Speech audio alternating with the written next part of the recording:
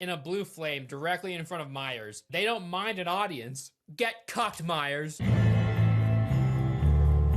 4 years later, we get the sequel, and easily the best Hellboy movie to date. Hellboy 2, The Golden Okay, Army. let's watch Hellboy I'm only 2, but making this not video so I Hellboy can show off this 2019. shirt. It made nearly double its budget of $80 million during its theatrical release, has an Worst part 86% ever. critic score on Rotten Tomatoes. It won Best Wide Release Film, Best Makeup and Creature Effects, Best Actor for Ron Perlman, and Best Supporting Actor for Doug Jones. This movie was also directed and written by Guillermo del Toro, and it was co-written by Mike Mignola. During the intro, they tell us that Hellboy loves candy and TV. We get to see young Hellboy, and he's got one cracked horn. He's got these Dumbo ears and impressive beaver teeth. I will brush my teeth, I promise, he says. You're gonna need a hairbrush Guys, for those it looks chompers, disgusting. dude. Professor Brum reads him a story about the Elf King Baelor's Golden Army. The short version of the story is this. The human race's insatiable greed led to an endless war It's between look man and the other bullshit. races. In response, a goblin blacksmith created an unstoppable army of giant mechanical Look at soldiers this. called the Golden Army. A crown was created, and as long as an elf with royal elf Such blood a low wore it, they budget controlled the shit. army. So the Elf King put on the crown, he controlled the army, and obliterated mankind. He kind of felt bad for humans after doing this, so he called off the army. Afterwards, he divided the crown into 3 pieces.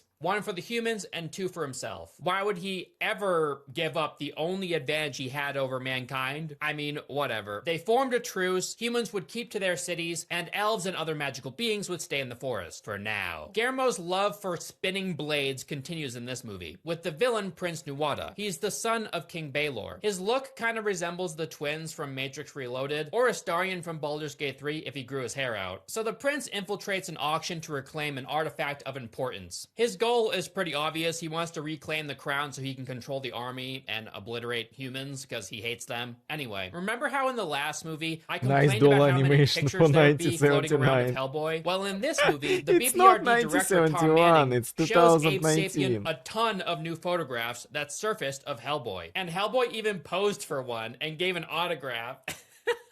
Like, he didn't just disobey these orders. He's leaning into a celebrity. It's pretty funny. Touche, Guillermo. And gave an autograph.